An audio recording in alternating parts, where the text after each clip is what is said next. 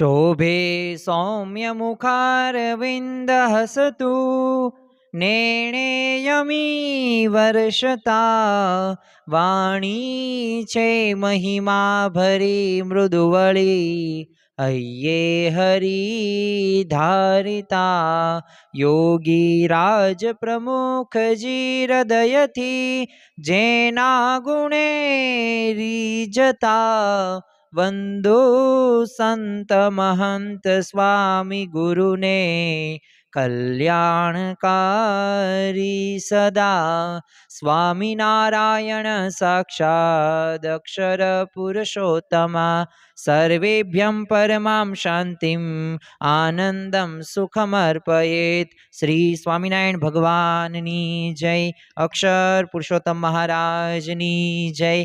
गुणातीतानंद स्वामी महाराजनी जय। प्रमुख स्वामी महाराजनी जय। प्रगट गुरु हरि महंत स्वामी महाराजनी जय। सूरत अक्षरधाम महोत्सवनी जय।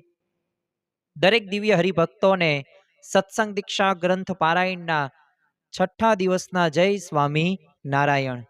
छेल्ला 5 दिवसथी सत्संग दीक्षा ग्रंथना आधारे આપણે શ્લોક નંબર 1 થી લઈને 9 સુધીનું નિરૂપણ સાંભળ્યા।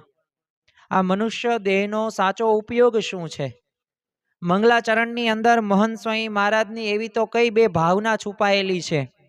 આ સત્સંગ દીક્ષા ગ્રંથનો મહિમા કે આપણા જીવનનું પરમ લક્ષ્ય કયું છે, આપણે કેવી સ્થિતિને પ્રાપ્ત કરવાના છીએ, અને સાથે સાથે આપણે એ પણ સમજ્યા હતા કે આત્મવિચાર એ કઈ રીતે કરવાનો છે, કેવી રીતે કરવાનો છે।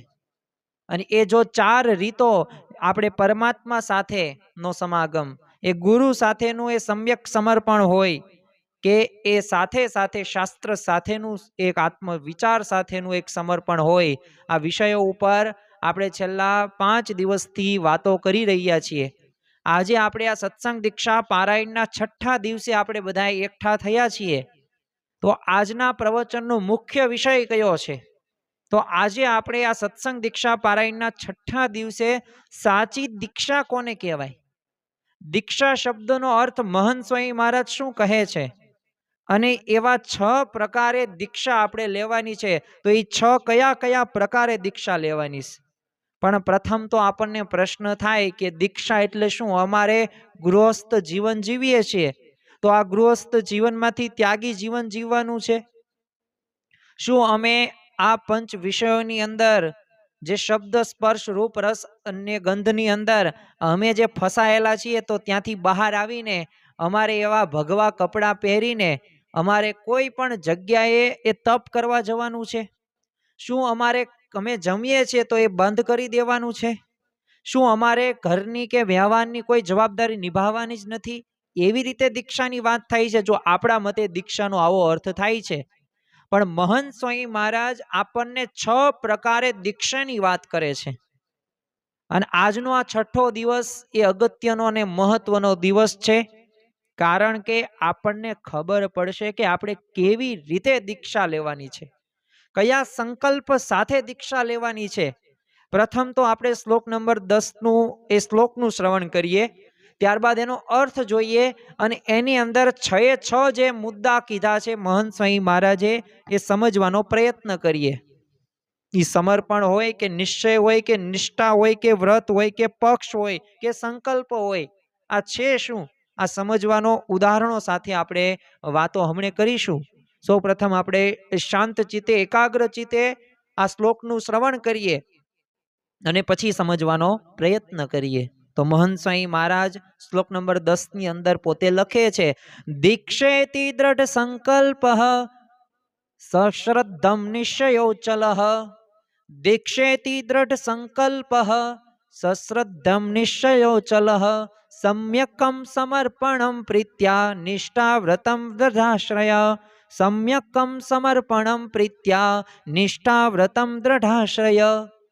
तो आ श्लोकનું જ્યારે શ્રવણ કરીએ અને એનો અર્થ જોઈએ ત્યારે આપણને ખ્યાલ આવે કે દીક્ષા એટલે શું? તો દ્રઢ સંકલ્પ, શ્રદ્ધાએ સહિત એવો અચળ એવો નિશ્ચય, સમ્યક સમર્પણ, પ્રીતિપૂર્વક નિષ્ઠા, વ્રત અને દ્રઢ આશરો। તો અહીંયા મહંત સ્વામી મહારાજે એક દીક્ષાનો સાચો અર્થ દર્શાવ્યો છે. ઘણી બધી વખત આપણે જ્યારે અભ્યાસ કરતા હતા ત્યારે જો આપણને વ્યાખ્યા કે અર્થ ખબર પડી જાય ને તો એના વિશે આપણને લખવાની મજા આવે અને આપણે સાચું પણ થોડુંક લખી શકીએ. એવી જ રીતે દીક્ષાની અહીંયા સ્પષ્ટ વ્યાખ્યા કરી છે. દીક્ષાનો અહીંયા આપણને અર્થ કહ્યો છે. સામાન્ય રીતે દીક્ષા એટલે શું? તો ત્યાગી થવું, મંત્ર પ્રાપ્ત કરવો, સંપ્રદાયના નિયમ પ્રમાણે બસ કેશ કાઢી નાખવા, જટા વધારવી, અલગ કંઈક કપડાં ધારણ કરવા, કમંડળ હાથમાં રાખવું, તિલક ધારવું, એક પ્રકારની આમ શિસ્તનું પાલન કરવું. તો જો આ બધું જરૂરી છે, નિયમ પ્રમાણે જરૂરી છે કે આપણે સ્વામિનારાયણ સંપ્રદાયના આશ્રિત હોઈએ તો તિલક ચાંદલો કરવો જરૂરી છે. આપણે સ્વામિનારાયણ ભગવાનના આશ્રિત હોઈએ, જો આપણે ભગવાન સ્વામિનારાયણને ઈષ્ટદેવ કર્યા હોય, મહંત સ્વામી મહારાજને ગુરુ કર્યા હોય, તો આપણા ઈષ્ટદેવ ભગવાન સ્વામિનારાયણ જે નિયમ આપણને આપ્યા છે આ નિયમોનું આપણે પાલન કરવી. દાખલા તરીકે ડુંગળી લસણનો ત્યાગ, જેને આહાર શુદ્ધિ તરીકે ઓળખવામાં આવે છે, તો આપણે એમના આશ્રિતો છીએ તો એ નિયમનું આપણે પાલન કરવાનું છે. બીજો આપણને નિયમ આપ્યો કે કોઈ પણ બાબત હોય એ લેખિતમાં રાખવી, તો જો આપણને આજ્ઞા કરી. સાથે દાન ધર્માદાની વાત કરવામાં આવી છે, અખંડ સુખી રહેવાના 6 વિચારોની વાત કરવામાં આવી છે, તો જો એમની આજ્ઞાનું આપણે પાલન કરવું. બીજું આપણે એ પણ જરૂરી છે કે ગુરુ જેમ કહે એ પ્રમાણે આપણે વર્તવું, આપણું જીવન બનાવવું. પરમ પૂજ્ય મહંત સ્વામી મહારાજ ઘણી બધી વખત આપણને પ્રાપ્તિના વિચારની વાત કરે છે, તો આપણી ફરજ છે કે આપણે એમના શિષ્ય છીએ, આપણા એક ગુરુ છે, તો ગુરુના પગલે પગલે ડગલે ડગલે આપણે ચાલવાનું છે. અને એ ક્યારે ચાલ્યા કહેવાશો? કે એમની આજ્ઞાનું આપણે પાલન કરીએ. તેઓ જે નિયમ આપણને આપે છે એ નિયમ પ્રમાણે આપણે આપણું જીવન બનાવીએ તો ગુરુ આપણી સાથે છે, ગુરુ આપણી સાથે ચાલવાના છે, દોડવાના છે, અને આપણે પણ એટલા આગળ વધશું ગુરુ અને ભગવાનના પ્રતાપથી. એટલે ખરેખર આ બધુંય જરૂરી છે, પણ આ બધું કેવું છે? સ્થૂળ રીતે કહેવાય છે. પણ જો અહીંયા મહંત સ્વામી મહારાજ આપણને દીક્ષાનો સૂક્ષ્મ અર્થ સમજાવે છે. આમ ઉપર છળી વાત નહીં, સ્થૂળ રીતે નહીં. આપણે એક આંતરિક સાધના સત્સંગની અંદર કરવાની છે. બાહ્ય રીતે એ સ્વચ્છતા જરૂરી છે, પણ આંતરિક શુદ્ધિ પણ જરૂરી છે ને. જ્યારે ઘણા બધા હરિભક્તો હતા, વડતાલથી આવેલા હતા ગઢડાની અંદર, સમૈયાની અંદર, તો સમયો પૂરો થયો એટલે બહુ તે ભાવિક ભક્તો હતા, સેવાભાવી, નિયમ ધર્મ વાળા. એટલે શ્રીજી મહારાજના આશીર્વચન લેવા ગયા. છેલ્લે સ્વાભાવિક છે કે કોઈક આપણા ઘરે મહેમાન આવે તો પછી મહેમાન ઘરે જાય ને એટલે આપણને કહે કે ચાલો હવે અમે જઈએ જ, કંઈ કામકાજ હોય તો કહો, નકર અમે જઈએ. એમાં બધાય તે ભાવિકો હતા, જે હરિભક્તો, જે સેવા કરવા માટે આવેલા, સમયનો લાભ લેવા માટે આવેલા, મહારાજ પાસે જાય છે ને મહારાજને કહે છે કંઈક કામકાજ હોય, સેવા હોય તો કહો, નકર હવે અમે જઈએ છીએ, અમારો આખો સંઘ. તો શ્રીજી મહારાજ કે વાંધો નહીં, જાઓ તમ તાર. તે હવે સામે હરિભક્તોએ શું કીધું કે અમારું છે ને તમે ધ્યાન રાખજો. તો શ્રીજી મહારાજ કે હા, પણ તમે અમારું ધ્યાન રાખજો. અને આમ કહીને આ સંઘ તો નીકળી ગયો વડતાલ તરફ. હવે વચ્ચે પહોંચ્યા ને એટલે બધા પોતે ગુપસુપ કરવા લાગ્યા. કારણ શું હતું કે આપણે એમની પાસે આશીર્વાદ લીધા, બરોબર છે, એ તો ભગવાન છે ને આપણે એમના ભક્તો છીએ, પણ આપણને કેમ કીધું કે અમારું ધ્યાન રાખજો? હવે આપણે થોડું ભગવાનનું ધ્યાન રાખવાનું, ભગવાન આપણું ધ્યાન રાખે. તો આ બધા ભક્તોએ ઘણી બધી વખત ચર્ચા વિચારણા કરી, પણ કાંઈ સમય કાંઈ વહી ગયો, પણ કાંઈ જવાબ ન મળ્યો. એટલે બધા નક્કી કર્યું ચાલો પાછા જઈએ અને શ્રીજી મહારાજ પાસે જવાબ આ મેળવી લઈએ. એટલે પાછા ગયા. શ્રીજી મહારાજ તો અંતર્યામી, બધું જાણતા હતા. એટલે શ્રીજી મહારાજ પાસે આવીને આ બંને હાથ જોડીને બધા સંઘ બધા ઊભા રહ્યા હરિભક્તો, અને કહેવા લાગ્યા કે મહારાજ અમે એક પ્રશ્નનો ઉત્તર મેળવવા માટે આવ્યા છીએ. મહારાજ કે શું પ્રશ્નનો ઉત્તર મેળવોશ? આટલા દિવસ તો કથા વાર્તા કરી, સમાગમ કર્યો, સેવા કરી, હવે કયા પ્રશ્ન તમારે લઈ ગયા? તો ઓલા હરિભક્તો કે એમ નહીં મહારાજ, એ તો બધું બરોબર છે અને તમે સારી રીતે કથા વાર્તા કરી, અમારા અંતઃકરણ પણ શુદ્ધ કર્યા, પણ છે ને અમને એક પ્રશ્ન છે, અમે તમારી રજા લેવા આવ્યા ત્યારે તમે એમ કીધું અમારું તમે ધ્યાન રાખજો. હવે અમે તમને કીધું બરોબર, પણ તમે અમને કેમ કીધું? અમે થોડા ભગવાન છીએ? અને ત્યારે મહારાજે એક મર્મભરી વાત કરી કે જો આવડું મોટું શરીર છે, એની અંદર હૃદય છે, અને કેટલું મુઠ્ઠી જેવું હૃદય છે. આ હૃદયને છે ને પવિત્ર રાખજો. એટલે અમારું ધ્યાન એટલે કે અમે ત્યાં બિરાજીએ. શુદ્ધ રાખજો, બધાય નિયમ ધર્મયુક્ત જીવન જીવજો. તો જો અહીંયા આ પ્રસંગ ઉપરથી આપણને ખ્યાલ આવે કે શ્રીજી મહારાજ બાહ્ય રીતે તો શુદ્ધિની વાત કરે જ છે, પણ સાથે સાથે આપણા હૃદયની પણ શુદ્ધતા આવે, અંતકરણથી પણ શુદ્ધતા આવે ને, એ મહારાજને અતિશય પ્રિય છે. અને તમે જોજો કે એઠવાડો હશે ને ત્યાં ભગવાનને તમે બેસાડશો, ભગવાન માટે તો તમે સ્વસ્થ જગ્યા તમે નક્કી કરશો અને ભાવથી તમે ભગવાનને ત્યાં પધરાવશો. એમ આપણું જો હૃદય છે ને જો શુદ્ધ નહીં હોય તો ભગવાન એ પોતે વિરાજિત નહીં થાય, ભગવાનને નહીં ગમે. એટલે અહીંયા મહંત સ્વામી મહારાજ એક દીક્ષાનો આપણને સૂક્ષ્મ અર્થ સમજાવે છે. 6 પ્રકારે દીક્ષાનો અર્થ આપણને કહ્યો છે, અને આ 6 વસ્તુ ભેગી થાય ને ત્યારે સાચી દીક્ષા ગ્રહણ કરી કહેવાય. એમ નામ નહીં. એમ નામ તો આપણે અન્ય કહેવાય જ છીએ, સ્વામિનારાયણના સત્સંગી, તિલક ચાંદલો કરી નાખો એટલે સ્વામિનારાયણના સત્સંગી છે એમ કહેવાય. વાત સાચી, પણ સાચા ખરા અર્થની અંદર એ સત્સંગી થયા. રામ ભગવાનના, શ્રી કૃષ્ણ ભગવાનના ઉપાસક આપણે ઘણા બધા હોય છે, સ્વામિનારાયણ ભગવાનના પણ ઉપાસક હોય છે, પણ એ ઉપાસક ખરા ઉપાસક ક્યારે કહેવાય કે જ્યારે ભગવાન અને સંતની દરેક આજ્ઞાનું અક્ષરશ પાલન કરતા હોય.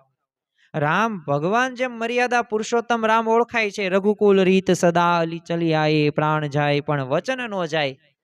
તો એવી રીતે શું આપણે આપણા વચનમાં દ્રઢ રહી શકીએ છીએ? ગાંધીજીને માનનારા તો ઘણા બધા, પણ સત્ય અને અહિંસા આપણા જીવનની અંદર આપણે ચરિતાર્થ કર્યું છે. એમ શ્રી કૃષ્ણ ભગવાનના ચરિત્રો આપણે આપણા જીવનની અંદર ઉતારવાના છે, અને તો આપણા ઈષ્ટદેવ આપણે સાચા ઉપાસક કહેવાયશું.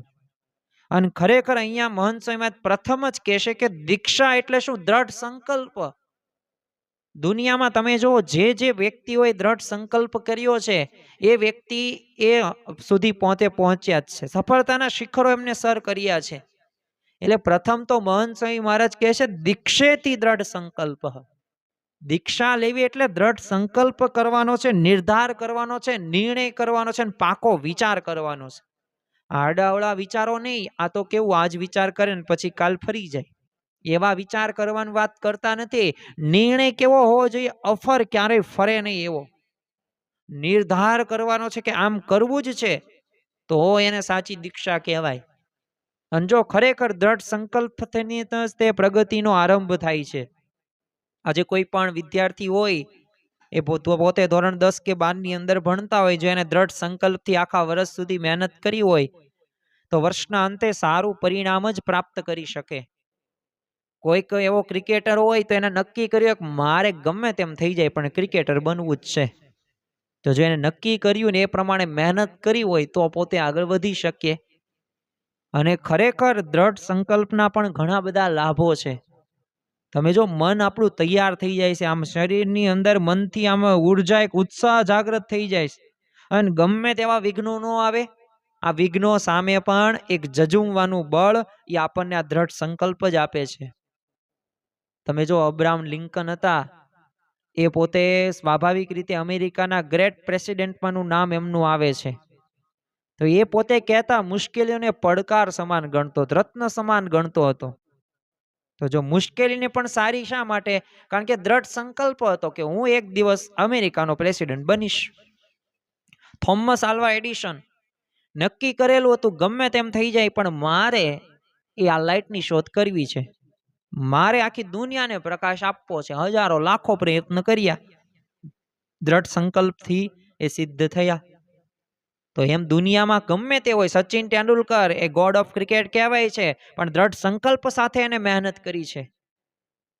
એ તમે સ્વામી વિવેકાનંદ એ બ્રહ્મચર્યની તાકાતથી, એ એકાગ્રતાથી એ આમ એક વખત વાંચન બધું યાદ રહી જાય, પણ એમના યાદ નહોતા રાખી શકીએ. એમને દ્રઢ સંકલ્પ એ પૂર્વે કરેલો હતો. એટલે આપણા જીવનની અંદર દ્રઢ સંકલ્પ જરૂરી છે, કારણ કે વિઘ્નો સામે જજુમવાનું બળ એ દ્રઢ સંકલ્પથી જ પ્રાપ્ત થાય છે. શાનો દ્રઢ સંકલ્પ કરવાનો છે? તો આપણે સત્સંગ કરવાનો છે, મહારાજ સ્વામીને રાજી કરવાનો છે. તમે જો અગતરાયના પર્વતભાઈ હોય ગઢપુરના દાદા ખાચર હોય, ગઢપુર જોતા રે શ્રીજી સાંભરે. ગઢપુર જોતા શ્રીજી મહારાજ યાદ આવે, પણ એ શ્રીજી મહારાજની સાથે સાથે એવા ભક્ત માળાના મણકા આવે ને એમાં મેરું આવે, જે મેરુથી આપણે એ ઉલટ સુલટ કરીએ છીએ માળા, તો મેરુની ઉપમા દાદા ખાચરને આપવામાં આવી હતી. શા માટે જાણો છો? કારણ કે એવો એક પણ સ્વભાવ એમને રાખ્યો નહોતો મહારાજને ન ગમતો હોય, અને એમના પરિવારના સભ્યો પણ એવા સમર્પિત ભાવથી પોતે દ્રઢ સંકલ્પ સાથે જોડાયેલા હતા.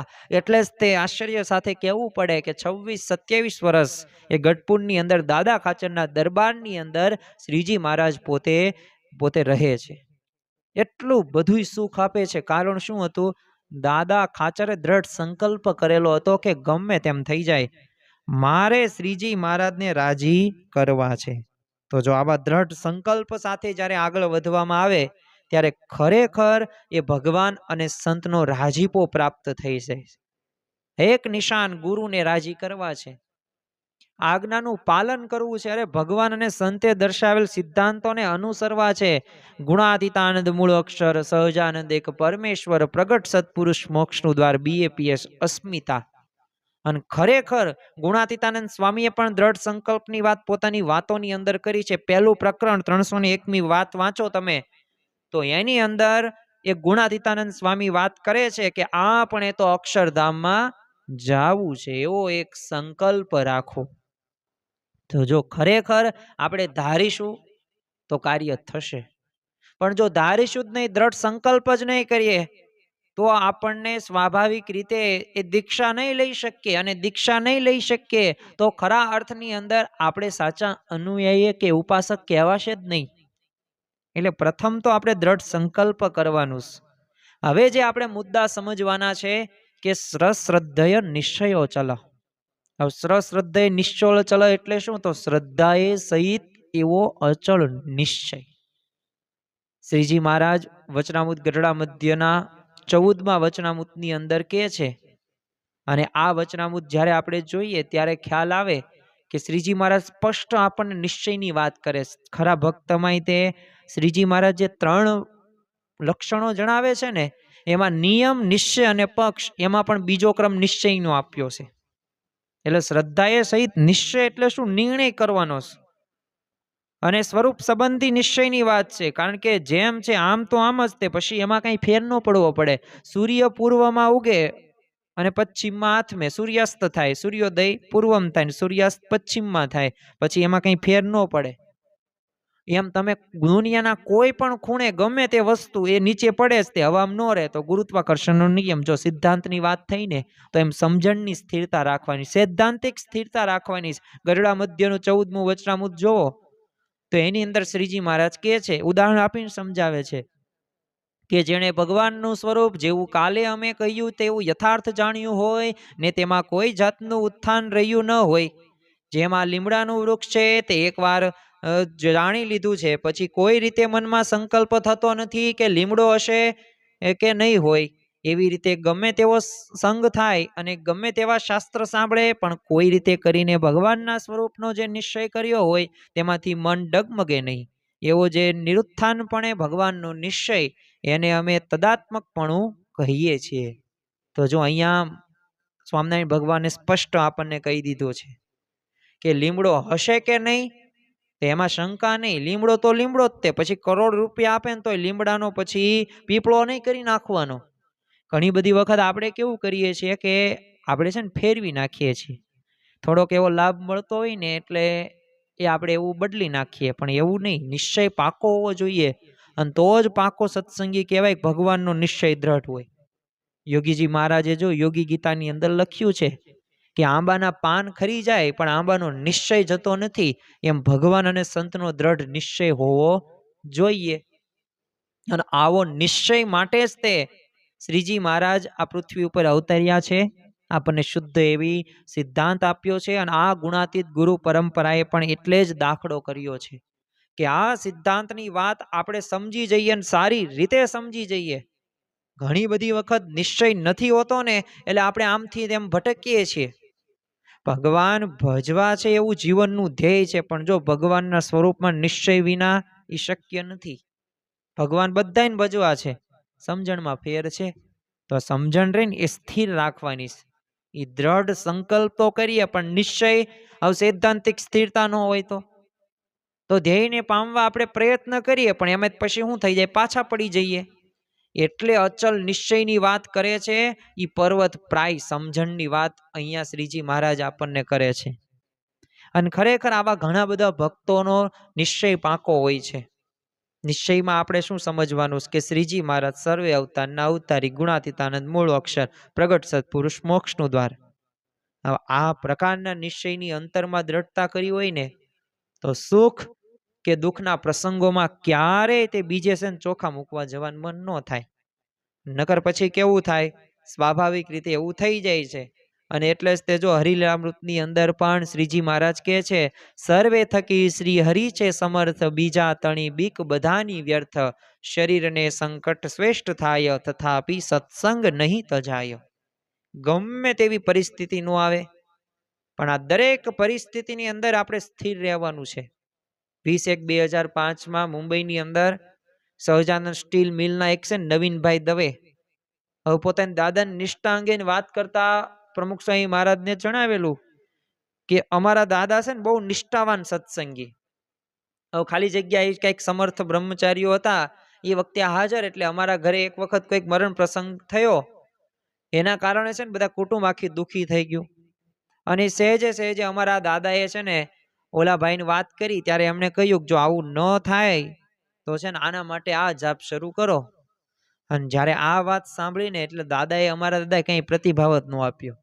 અને બીજા દિવસે છે ને સભા મંડપની અંદર 1000 માણસો હાજર હતા ને એ વખતે તે એમણે ઓલા સ્વામીના હાથ જોડીને છે ને કીધું કે જો એકનું મૃત્યુ થયું ને તો એ ઠીક છે, પરંતુ મારી સામે મારા કુટુંબના 22 જણની ઠાઠડી પણ જો નીકળે ને તો પણ એ મંજૂર નથી, અને હું તૈયાર નહીં થાવ.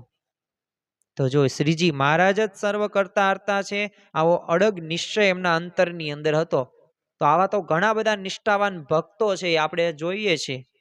શ્રીજી મહારાજ ગરડા અંત્યના 28મા વચનામૃતની અંદર કહે છે કે ભગવાનનો ભક્ત હોય ને તો એને તો કોઈ કર્મ યોગે કરીને શૂળીએ ચડાવ્યું હોય ને તો એ સમયની અંદર અમે પણ એની પાસે ઊભા હોય, પણ તે ભક્તના હૃદયમાં એમ ઘાટ ન થાય કે આ ભગવાન મને શૂળીના કષ્ટ થકી મુકાવે તો ઠીક. એવી રીતે પોતાના દેહના સુખનો સંકલ્પ ન થાય એની ઉપર ભગવાનની બહુ પ્રસન્નતા થાય છે. વિચાર તો કરો, બાજુમાં ભગવાન બેઠા હોય ને ભગવાન ન બચાવે તો આપણને ખોટું લાગી જાય, પણ ભગવાને અહીંયા સ્પષ્ટ કહી દીધું અંત્યના 38મા વચનામૃતની અંદર કે સૂળીએ ચડાવે તમે મૃત્યુ પામો તોય તમને એવો વિચાર ન પડે કે આ બચાવતા કેમ નથી, બચાવે તો સારું. નહીં, એવું કઈ ઈચ્છા જ નહીં રાખવાની. તો ખરેખર આપણે સત્સંગ પચાવ્યો કહેવાય ને, એ મહાત્મા જ્ઞાન યુક્ત નિશ્ચય કયો કહેવાય. જામનગર જિલ્લાના એક જગા પાસે છે ને મેડી ગામના બાળકને સત્સંગ થયો, પણ એના પિતાને છે ને આ કઈ પસંદ કઈ પડ્યું નહીં, એટલે એના દીકરાને સત્સંગ મૂકી દેવા ઘણું બધું સમજાયું. દીકરો તોય અડગ રહ્યો. જેમ હિરણ્યકશિપુ હતો પોતે ભગવાન થઈને પૂજાવા માંગતો હતો, પ્રહલાદને મારવાનો પ્રયત્ન કર્યો, ભગવાન એની રક્ષા કરી, પણ હવે આ બાળકને તો ભગવાને રક્ષા ન કરી. છેવટે બાપે કંટાળીને દીકરાને ગાડામાં જોતરે બાંધીને ગાડું ઉલાડીને મારી નાખ્યું. પોતાના પુત્રને એક પિતાએ મારી નાખ્યો. વિચાર તો કરો કેવી ક્રૂર હત્યા કહેવાય ને કેવો એનો બાપ હશે. પણ જો મરતા સુધી દીકરાએ સ્વામિનારાયણનું નામ ન મૂક્યું. શ્રીજી મહારાજ ત્યારે હૈયાત હતા. ઈ હરિગુણ ગાતા દુરીજન્યાનો ધડક મનમાં ધારીએ, શિરને સાટે સ્વાછો સ્વાછે સુંદર વર સંભારીએ. જો આને કહેવાય નિશ્ચય.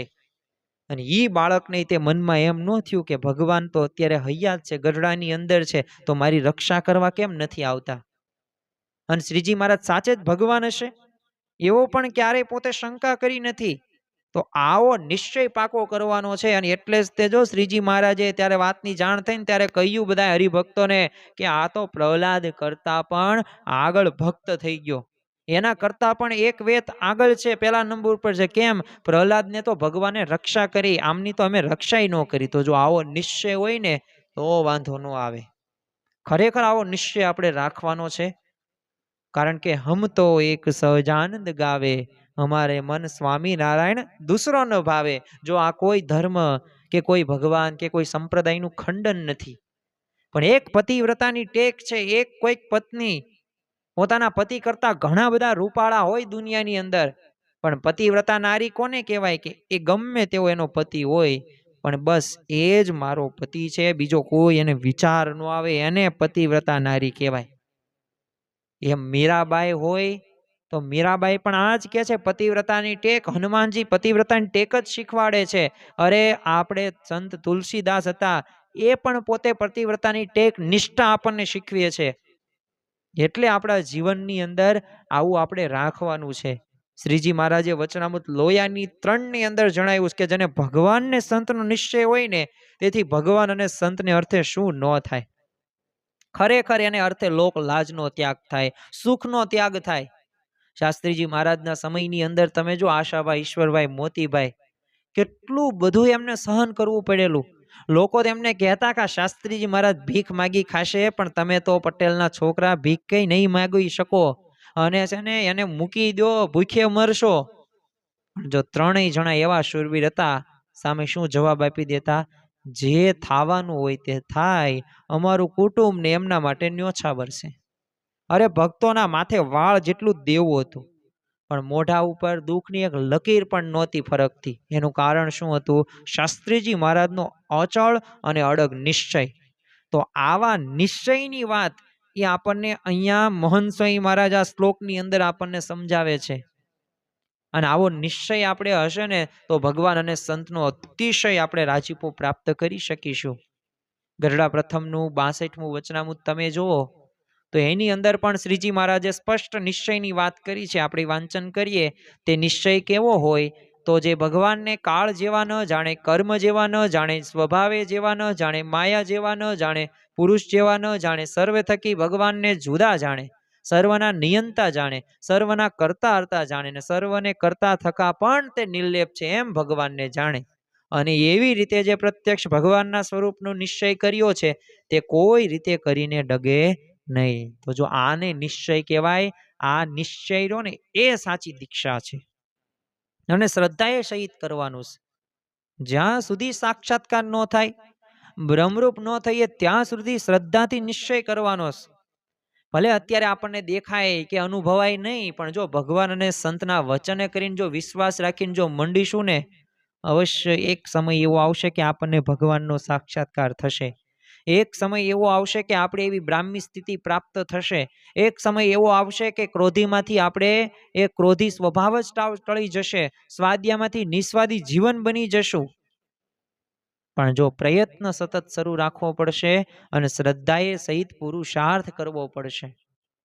અને ગઢડા પ્રથમનું 59મું વચનામૃત, ભગવાનનો વિશ્વાસ હોય કે આ મને મળ્યા છે તે નિશ્ચય જ ભગવાન છે. બસ જો આવો નિશ્ચય પાકો થઈ જાય તો કોઈ પણ પ્રકારે વાંધો આવે નહીં. અને આવા નિશ્ચયની વાત રહીને દ્રઢતા કરવી જરૂરી છે. કારણ કે જે ભગવાનનો ભક્ત હોય ને, એને જો ભક્તિનું જો અતિશય બળ હોય તો કાળ કે કર્મ કે ગમે તેવા કઠણ સંજોગો હોય ને, તો એનું કઈ ભૂંડું કરી શકતા નથી. એટલે ભગવાનનો અતિશય નિશ્ચય પાકો મહાત્મ જ્ઞાન યુક્ત નિશ્ચય રાખવો. અને આ નિશ્ચયથી જ તે ભગવાન અને સંતનો રાજીપો પણ પ્રાપ્ત કરી શકે છે. એટલે ખરેખર મહંત સ્વામીમાં જ આપણને આ શીખવે છે. ત્રીજી આપણને વાત કરે છે દીક્ષાના 6 પ્રકારમાંથી આપણે 2 જોયા. દીક્ષા એટલે દ્રઢ સંકલ્પ, પછી શ્રદ્ધા સહિત એવો અચળ નિશ્ચય. હવે અગત્યનો ને મહત્વનો નિશ્ચય એટલે શું? કયો છે? તો સમ્યક સમર્પણ. એટલે કે સમર્પણ કરવું. પણ જો એટલાથી કઈ સંકલ્પથી કાર્ય ન થાય, સમર્પિત થવું પડે. એ વર્તવાનો દ્રઢ આદર કરવો પડે. જ્યાં સુધી આપણે વર્તનમાં ન હોય ને, ત્યાં સુધી કોઈ પણ મુદ્દા કે વાતનું મહત્વ નથી હોતું. એટલે સામાન્ય સમર્પણની વાત અહીંયા મહંત સ્વામી નથી કહેતા, સમ્યક સમર્પણ. સમ્યક સમર્પણમાં એટલે શું? પોતાનો વિચાર રહે જ નહીં, લક્ષાકાર વૃત્તિ હોય જ નહીં. દેહાભિમાન તો કે લાખ ગાવ દૂર હોય, તો સાચા અર્થની અંદર નિશ્ચય થયો હોય તો સમ્યક સમર્પણ થઈ શકે. બાકી સમ્યક સમર્પણ ન થઈ શકે. એટલે આવું સમ્યક સમર્પણ કરવાનું છે. જો આપણો ઇતિહાસ જ્યારે જોઈએ ને, ત્યારે એવા ઘણા બધા ભક્તો થઈ ગયા કે જેમને આવી રીતે સમર્પણ કરેલું છે. તમે જુઓ કે સ્વાભાવિક રીતે ગાંધીનગર, દિલ્હી અક્ષરધામ હોય, રોબિન્સવિલનું અક્ષરધામ હોય, પ્રમુખ સ્વામી મહારાજ શતાબ્દી મહોત્સવ, કાર્યકર સુવર્ણ મહોત્સવ હોય, આબુધાબીનું મંદિર હોય, આ બધાની અંદર આપણને સમર્પણની ભાવના જ જોવા મળે છે. આજ સુધીના ઇતિહાસની અંદર આ સમર્પણથી જ ત્યાં સત્સંગની વૃદ્ધિ થયેલી છે. આમ લોકોના હૃદયની અંદર હૃદય શું હોય, એક આશ્ચર્ય એ થાય કે આટલા બધા ભવ્ય મંદિરોનું નિર્માણ, આમાં ઉત્સવો સમયાઓ બધા સહજતા કેવી રીતે થાય? આનું રહસ્ય શું છે? પણ જો એનું રહસ્ય શું છે? તન મન ધનથી સમર્પિત સંતો અને આ ભક્તોનો એક સમાજ છે, કાર્યકરોનો એક સમાજ છે. અને ભગવાન સ્વામિનારાયણથી લઈને યા ગુણાતીત ગુરુ પરંપરાએ આવા સમર્પિત હરિભક્તોનું એક વિશ્વ તૈયાર કરેલું છે. અને ખરેખર આપણા જીવનની અંદર આવું સમર્પણની ભાવના પણ હોવી જોઈએ. કારણ કે જ્યાં સુધી સમર્પણ નહીં આવે ને, ત્યાં સુધી એ ભગવાન અને સંત આપણને દીક્ષા નહીં આપે. દીક્ષાની અંદર આ ત્રીજો મુદ્દો સમ્યક સમર્પણ. બધી રીતે આપણે સમર્પણ કરવાનું છે. એવી એક મનથી નહીં, મન તન ધન બધાયથી સમર્પણ કરવાનું છે. એકવાર છે ને રઘુવીરજી મહારાજ આમ ગુણાતીતાનંદ સ્વામી સાથે છે ને સોરઠ દેશની અંદર પોતે ફરવા નીકળે છે. હવે રસ્તામાં આચાર્ય છે ને મહારાજની ગાડીનો એક બળદ લૂલો થયેલો. એટલે સ્વામીએ તો આચાર્ય મહારાજના પાર્ષદોને બાજુમાં ગામ મોકલ્યા ને પોતાનું નામ લઈને બધું બળદ માગવાનું લાવવાનું કીધું. આવી ભલામણ કરી એટલે પાર્ષદો તો ગયા ખરા, પણ આચાર્ય મહારાજનું નામ દીધું ને તો એક પણ દાદ કઈ દીધી નહીં, એક પણ બળદ આવ્યો નહીં. પછી પાર્ષદોએ સાંભળી આવ્યું કે આપણે સ્વામીનું નામ દઈએ ચાલો. એટલે તરત તે એક પટેલ છે ને પોતાની સારામાં સારી બળદની જોડ લઈને દોડતા એ પોતે આવ્યા અને સ્વામીને પગે લાગ્યા. અને એક સારો બળદ એ ગાડીએ જોડીને પટેલ તો બળદ સ્વામીને બસ કૃષ્ણ પણ કરી નાખ્યો, કોઈ પણ પ્રકારનું સામે એવી અપેક્ષા નહીં. અને સ્વામીએ ના પાડી કે નહીં, અમારે એમ નહીં. પણ બોલે નહીં સ્વામી, તમારી ગાડીને જોડેલા બળદ ઉપર અમારે એ ધૂસરી મુકાય નહીં. અને પાછળથી તો પાળાઓએ તે આચાર્ય મહારાજને ગામમાં બનેલી બધી વાત કરી. એટલે રઘુવીરજી મહારાજે છે ને સ્વામીને કીધું કે જેને સત્સંગ નથી અને તમારું નામ સાંભળીને આટલું બધું અર્પણ કરે છે, તો સત્સંગી તમને શું ન અર્પણ કરે? અને એ સાંભળીને ગુણાતીતાનંદ સ્વામી હસ્યા અને કહ્યું, મહારાજ આ જુનાગઢની ખેંગાર વાવ સ્વરઠના સત્સંગીઓના માથા વડે ભરવી હોય ને તો ભરી દઉં, એવો સત્સંગ સૌને સમજાવ્યો. તો જો ભગવાન અને સંતનો નિશ્ચય જો જીવનમાં દ્રઢ કરાવ્યો હોય તો આવું સમર્પણ થઈ શકે. અને એટલે જ તે જો શ્રીજી મહારાજે લોયાનું ત્રીજું વચનામૃત આપણે ફરી વખત યાદ કરીએ. અને શ્રીજી મહારાજ શું કહે છે કે જેને ભગવાનને સંતનો મહાત્મ જ્ઞાને સહિત નિશ્ચય હોય, તેથી ભગવાનને અર્થે ને સંતને અર્થે શું ન થાય. એને અર્થે કુટુંબનો ત્યાગ કરે, લોકલાજનો ત્યાગ કરે, રાજ્યનો ત્યાગ કરે, સુખનો ત્યાગ કરે, અરે ધનનો ત્યાગ કરે, સ્ત્રીનો ત્યાગ કરે, સ્ત્રી હોય તે પુરુષનો ત્યાગ કરે. તો જો પણ મહાત્મ જ્ઞાન સહિત નિશ્ચય હોય તો આ શક્ય છે. અને ખરેખર આપણા સંપ્રદાયની અંદર આવા ઘણા બધા ઉદાહરણો આપણા નજર સમક્ષ હોય જ છે કે જે ઘણી બધી વખત સંપત્તિનું સમર્પણ કરે છે, ઘણી બધી વખત સંપત્તિ સાથે સમયનું પણ સમર્પણ કરે છે, અરે ઘણી બધી વખત સર્વસ્વ સમર્પણ કરી દે છે, અમુક વાર સંતતિનું સમર્પણ કરે છે. તો આવા તો ઘણા બધા ઉદાહરણો દ્રષ્ટાંતો આપણને ખ્યાલ આવે. થોડાક આપણે ઉદાહરણો જોવા છે સમર્પણ વિષય ઉપર. અને આજના છઠ્ઠા દિવસને આપણે વધુ સુશોભિત કરીએ કે કેનાથી સુશોભિત કરવાનું? કોઈ ફૂલડાથી નહીં, કોઈ દક્ષિણાથી નહીં, પણ એવા પ્રસંગોથી સુશોભિત કરવાનું છે કે જે પ્રસંગો આપણા જીવનની અંદર જો આપણે કંડારી લઈએ ને તો આપણે પણ સમર્પણ કરી શકીએ. આમ ગુજરાતીની અંદર એક કહેવત છે કે ચમડી તૂટે પણ દમડી ના છૂટે. પાછું એક સંસ્કૃતની એક સૂક્તિમાં પણ આપણે સાંભળ્યું હશે કે અર્થાહા બહિશ્રા પ્રાણા, અર્થાત પૈસો છે ને બહિ પ્રાણ છે, એટલે છૂટવો બહુ કઠણ છે. પણ જો એવા ઘણા બધા ઉદાહરણો છે કે જેના ઉપરથી આપણને સ્પષ્ટ ખ્યાલ આવે કે એક વખત ભગવાન અને સંતનું જો મહાત્મ જ્ઞાન યુક્ત નિશ્ચય થઈ જાય તો પછી શું ન સમર્પણ થાય. સંપત્તિનું સમર્પણ કરે છે. એક રાજ્યમાં છે ને એક દાનવીર રાજા હતો. આમ સવારથી સાંજ સુધી આમ દાન કરે. એકવાર એક માણસ છે ને એને ત્યાં દાન લેવા આવે છે. એટલે એના હાથમાં એક ખોબા જેટલું નાનું આમ પાત્ર હતું. એટલે રાજાએ એને કીધું દાન આપો. તો રાજા એનું નાનું પાત્ર જોઈને પોતે હસે છે અને કહે છે કે મૂર્ખ, મોટું પાત્ર લાવ, આટલા નાના પાત્રમાં કેટલું સમાશે? તો ઓલો માણસ શું કે રાજા, આ પાત્ર ભરાય છે ને એટલું જ દાન મારે જોઈએ છે. અને રાજાએ પ્રધાનને હુકમ કર્યો, એક ખોબો ભરીને સોના મોહર આને આપો. અને પ્રધાને તો એ પ્રમાણે સોના મોહર લાવીને એ નાનકડા એવા દાન પાત્રની અંદર નાખે છે. પણ એ પાત્ર કઈ ભરાય જ નહીં. 2 ખોબા નાખ્યા, 5 ખોબા નાખ્યા, એક ઘડો ભરીને પાત્ર નાખ્યા, પણ તોય પાત્ર અધૂરું જ રહેશે. એટલે રાજાને આશ્ચર્ય થયું. પછી તો એના ભંડારમાં જેટલું ધન હતું ને લાઈન બધું પાત્રમાં નાખી દીધું, તોય એ પાત્ર અધૂરું જ રહે.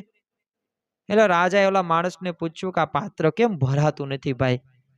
એમાં તે શું જાદુ કર્યો છે, શેનું બનેલું છે આ પાત્ર કે આ ભરાતું નથી? અને ત્યારે એ માણસે હસતા હસતા જવાબ રાજાને આપે છે કે રાજા, પાત્ર માણસના હૃદયમાંથી બનાવેલું છે. અને ખરેખર માણસનું હૃદય કેવું છે, એને ક્યારેય પૈસાથી સંતોષ થયો જ નથી. તમારી પાસે ઘણી બધી સંપત્તિ છે, ઘણી બધા રૂપિયા છે, ઘણું બધું તમારું બેંક બેલેન્સ છે, પણ છતાં પણ માણસને વધુ જ જોઈએ છે. થોડાકમાં સંતોષ રાખવો જ નથી. બસ ત્યાં જ પ્રશ્નની શરૂઆત થાય છે. ઈચ્છા રહીને એ માણસને દુખી કરે છે. ઘરની અંદર બધાય સ્વસ્થ હોય, 3 ટાઈમ સારું જમવાનું મળે, પણ છતાં પણ માણસને છે ને એ જમવામાં પણ સુખ આવતું નથી. કેમ? તૃષ્ણા, કે આની કરતા આવું બનાવ્યું હોત તો, અરે ભાઈ જે બનાવીએ ખાઈ લે ને. પણ આપણે શું છે, ઈચ્છા રાખીએ ને કે આવું જ બનવું પડે. અને અઠવાડિયું થઈ ગયું, પાણીપુરી કરી નથી, ઢોસા બનાવ્યા નથી, બહાર જમવા ગયા નથી. આપણે તો સ્વામિનારાયણના અન્યાયી છીએ એટલે આપણે બહાર જમવા નહીં જતા હોય. પણ સ્વાભાવિક રીતે આ બધાય જ્યારે ઉદાહરણો દ્રષ્ટાંતો જોઈએ ને ત્યારે આપણને ખ્યાલ આવે કે ખરેખર જે રીતે આપણે સમર્પણ કરવાનું છે ને એ સમર્પણ આપણે કરી શકતા નથી. અને ઘણી બધી વખત કેવું છે, આ તો કળિયુગની અંદર પૈસો મારો પરમેશ્વર, હું પૈસાનો દાસ. એટલે પૈસો રહ્યો ને એ સ્વાભાવિક રીતે આમ આપવો ને બહુ સહેલું નથી. પણ જો ઘણા બધા ભક્તોએ આ કાર્ય પણ કરી બતાવ્યું છે. આપણે 2 જ પ્રસંગો કહેવા છે જેના આધારે આપણને ખ્યાલ આવે. હવે અગતરાયના પર્વતભાઈનો પ્રસંગ કહીએ તો એક વખત છે ને પર્વતભાઈ ગામ લોજની અંદર મહારાજના દર્શન માટે ગયા હતા.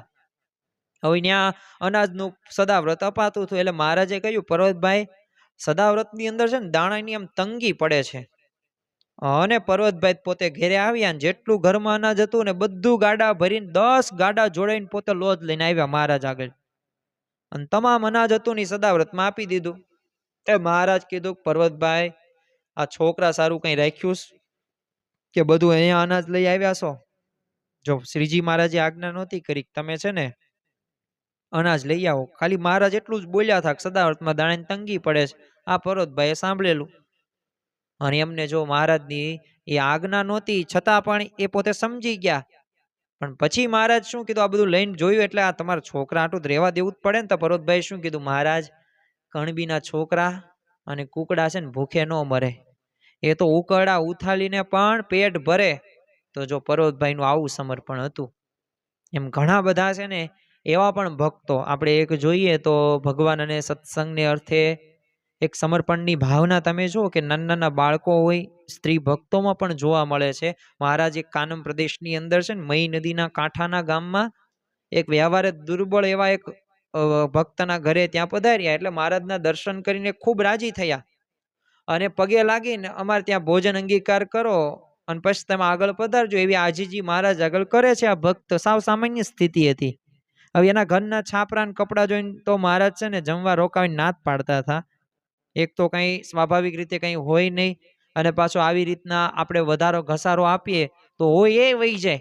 એટલે મહારાજનો આ ભાવ હતો કે ના ના અમારે નથી રોકાવું. એનો નાનો છોકરો આવ્યો અને પૈસાને અભાવે છે ને મહારાજ અહીંથી જવા તૈયાર થાય છે એવું જાણ્યું ને એટલે નાના બાળકે એને પિતાને કીધું, બાપા, મને છે ને ક્યાંક વેચી આવો અને પૈસા આવે ને એમાં જ મહારાજને જમાડજો. પણ મહારાજને તેમ ભૂખ્યા ન જવા દેતા.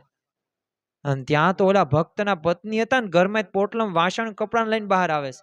અને આ જોઈને મહારાજે કીધું, ક્યાં ચાલ્યા? તેણે શું કીધું, આ મારા છે ને પિયરના વાસણ ને કપડાં છે, એ વેચીને છે ને પૈસા લઈને અનાજ લાવીને રસોઈ કરીને આપને જમાડવા છે અને પછી જ મોકલવા, જવા નથી દેવા. અને મહારાજ તો આ છોકરાનો, આ એના બાપનો, આ એની માનો એ ભાવ જોઈને એટલા પ્રસન્ન થઈ જાય છે. એટલે બાપ દીકરાને બંનેને ભેટે છે. તો જો ખરેખર નિષ્કાન સ્વામી એટલે જ કહે છે, સખી ભૂદર ભૂખ્યો છે ભાવનો. ભાવ હોય ને તો તો ખરેખર ભગવાન અને સંતના અર્થે બધું એટલે બધું સમર્પણ થઈ શકે. અને ખરેખર એવા સંતો અને ભક્તો અત્યારે આપણને જોવા પણ મળે છે. તમે જો કે એક એક સંતાન હોય તો એને આ ત્યાગાશ્રમ પોતે કરાવે છે, અને એટલે કે સાધુ બનવા માટે મંજૂરી આપે છે. બાકી કંઈક વિચાર તો કરે ને, પણ જો આ ભાવના છે, સર્વસ્વ સમર્પણ કરી નાખે છે. અને જો ગઢડા મધ્યનું 62મું કે જેને કલ્યાણની ઈચ્છા હોય એને પોતાનો દેહ, ધન, ધામ, કુટુંબ, પરિવાર સર્વને ભગવાનની સેવામાં જોડી દેવા.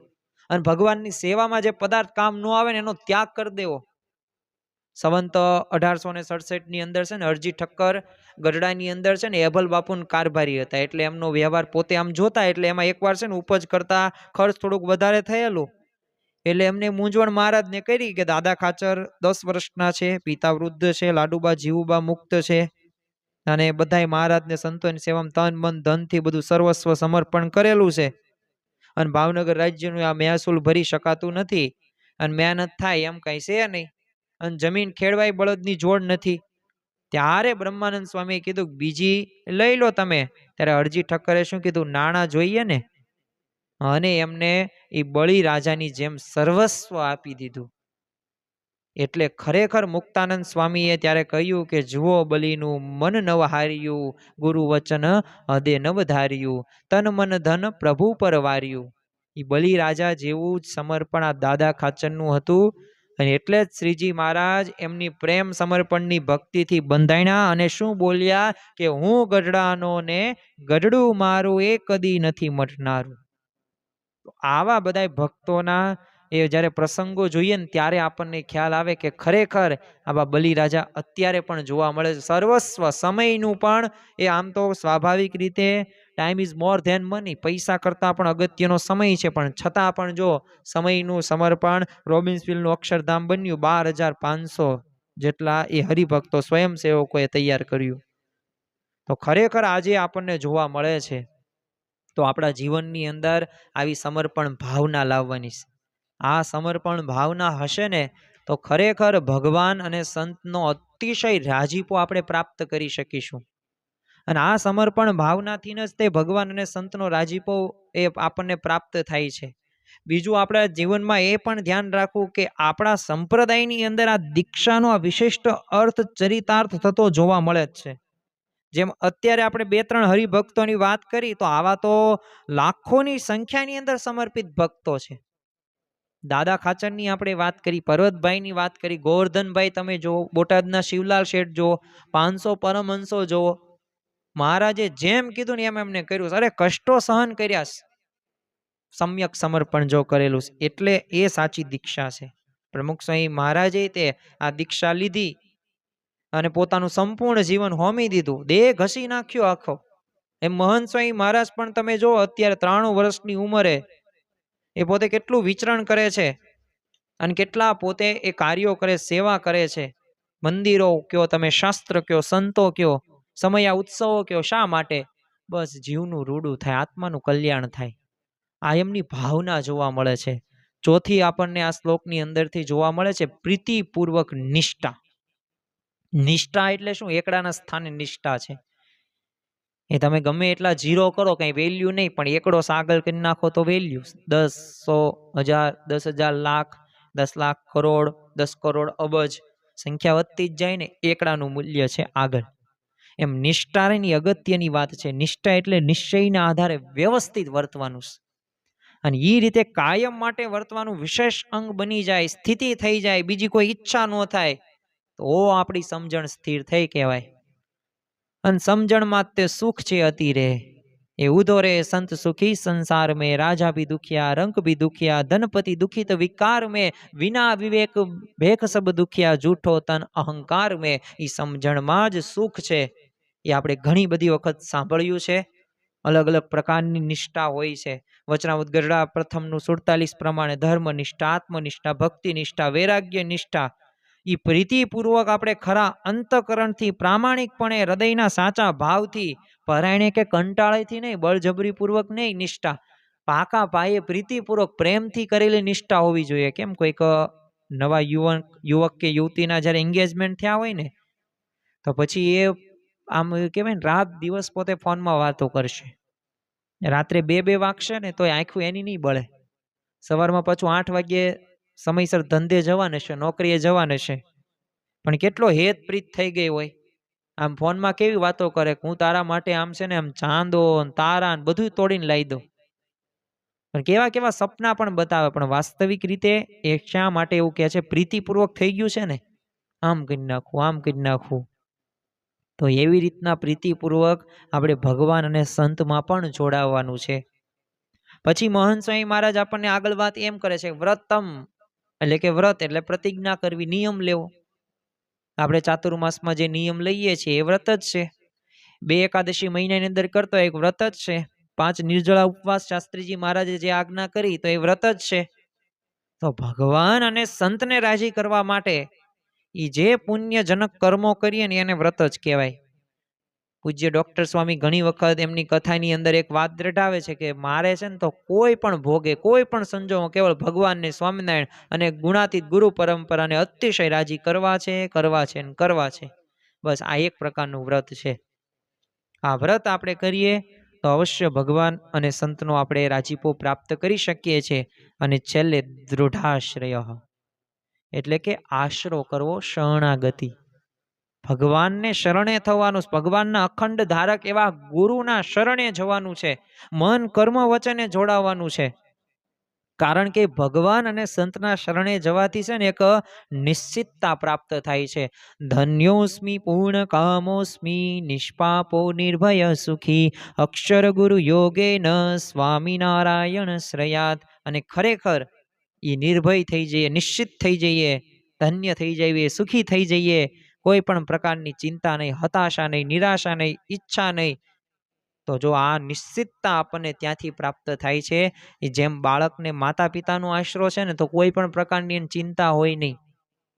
કોઈ વિદ્યાર્થી હોય ને એ શિક્ષકનો આશરો દ્રઢ કર્યો હોય તો દરેક વિષયમાં સારું પરિણામ જ પ્રાપ્ત થાય છે. અને એટલે જ તે એ આશ્રયની મહાનતા દર્શાવતા પણ શ્રીજી મહારાજે વચનામૃત જેતલપુરનું પહેલું તેની અંદર વાત કરી છે કે જ્યારે સર્વે કર્મ અને માયા એનો નાશ કરનારા એ માયાથી પર જે સાક્ષાત શ્રી પુરુષોત્તમ ભગવાન અને એ ભગવાનના મળેલ સંત એમની જીવને પ્રાપ્તિ જ્યારે થાય છે ત્યારે એમના આશ્રયથી માયા ઉલ્લંઘાય છે. એટલે દ્રઢ આશરો કર્યો એટલે પૂરું થઈ ગયું. શરણાગતિ સ્વીકાર લ્યો, એ ગુરુના શરણે જાઓ, બસ એ જ પોતે પાલન બધાય પાલન પોષણહાર છે. અને એ આપણા જીવનની અંદર એવી સાચી દિશા પણ આપશે, સાચું માર્ગદર્શન પણ આપશે અને એ વિઘ્નોમાંથી આપણને બચાવશે પણ ખરી. ખરેખર તો ગઢડામૃત પ્રથમનું 33મું વચનામૃત જોવો તો એની અંદર પણ એ આશરાની એક સ્વાભાવિક રીતે 3 રીતે આશરો રીત આપણને દર્શાવી છે. એક તો મૂંઢપણું જ, કાંઈ ખબર પડે એમ નહીં, કંઈ વાંધો નહીં, હું આટલું સમજુ, બીજું મને શાસ્ત્રનું કંઈ જ્ઞાન નહીં, તો એ મૂંઢપણું થયું. પ્રીતિ એટલે શું? હેત પ્રીત અને સમજણથી. તો 3 રીતે આશરો થાય છે. તો કોઈ એક રીતે પણ જો આશરો થઈ જાય ને તો આપણું કામ થઈ જાય. કાં સમજણથી કરો, કાં પ્રીતિથી કરો, ને કાં મૂંઢપણાથી કરો કે હું કઈ બીજું કઈ ન જાણું, બસ આટલું જ જાણું. શું જાણું? તો ગુણાતીતાનંદ મૂળ અક્ષર સહજાનંદ એક પરમેશ્વર પ્રગટ સત્પુરુષ મોક્ષનું દ્વાર, બસ હું આટલું જ જાણું, બીજું મને કઈ ખબર નહીં. તો પણ એક આશરો દ્રઢ કર્યો કહેવાય છે. પ્રીતિએ કરીને કરી શકો તમે. એટલે દરેકના વિશેષણો મૂક્યા છે. એ દ્રઢ આશ્રય હોય, મહંત સ્વામી મહારાજે કીધું છે, પ્રીતિપૂર્વક નિષ્ઠા હોય. તો એ શા માટે? કારણ કે સાચી રીત આપણને દર્શાવી છે. આપણે જે કરીએ ને તે સારી રીતે સાચી રીતે કરીએ ને તો આપણને ફળ પ્રાપ્ત થાય. તો ખરેખર આપણને આપણા જીવનની અંદર આપણે આ વાત ધ્યાનમાં રાખવાની છે. આ અગત્યની વાતને આપણે અગત્યની રહેવા દેવાની છે. એમનામ આપણે એક કાનથી સાંભળીને બીજા કાને જવા દેવાની નથી. તો આવી રીતે આપણે દીક્ષા પ્રાપ્ત કરીશું, આ 6 રીતે, તો સાચી દીક્ષા આને કહેવાશે. તો આવી રીતે આપણે નિષ્ઠા પાકી કરવાની છે, સમર્પણના ભાવથી જોડાવાનું છે, નિશ્ચય કરવાનો છે, વ્રત કરવાનું છે, દ્રઢ આશરા સાથે, શ્રદ્ધા સાથે, સંકલ્પ સાથે જો આપણે આગળ વધીશું તો ખરેખર આપણે જીવનમાં આગળ વધીશું. તો આજના દિવસે આપણે પ્રાર્થના કરીએ કે આપણા જીવનની અંદર પણ આ 6 રીતે આપણા જીવનમાં એ ઉતરે, હૃદયમાં ઉતરે, મનની અંદર ઉતરે, અનુકરણમાં આવે. અને ચરિતાર્થ થાય, જેથી આપણે સાચી દીક્ષા પ્રાપ્ત એ કહેવાશે. આવતીકાલ એટલે કે આ સત્સંગ દીક્ષા પારાયણનો પૂર્ણાહુતિ દિવસ.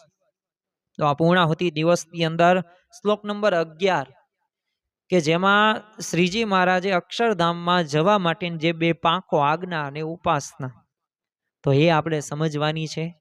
અને સાથે સાથે આજ્ઞા અને ઉપાસના કેમ જરૂરી છે, આજ્ઞામાં શું આવે, ઉપાસનામાં શું આવે, તો એની વિશેષ વાતો આપણે આવતીકાલે કરવાના છીએ. તો આજના દિવસે મહારાજ સ્વામીના ચરણોમાં પ્રાર્થના કરીએ કે અમારા જીવનની અંદર પણ આ દ્રઢ નિષ્ઠા પાકી થાય, સાથે સમર્પણની ભાવના આવે, મહાત્મ જ્ઞાન નિશ્ચય થાય, વ્રત કરીએ, દ્રઢ આશ્રવ કરીએ, દ્રઢ સંકલ્પ સાથે આગળ વધીને તમને રાજી કરી શકીએ, એ જ આજના દિવસે પ્રાર્થના. સ્વામિનારાયણ નારાયણ નારાયણ, સ્વામિનારાયણ નારાયણ નારાયણ, સ્વામિનારાયણ સ્વામિનારાયણ, સ્વામિનારાયણ સ્વામિનારાયણ, સ્વામિનારાયણ નારાયણ નારાયણ, સ્વામિનારાયણ નારાયણ નારાયણ. શ્રી સ્વામિનારાયણ ભગવાનની જય.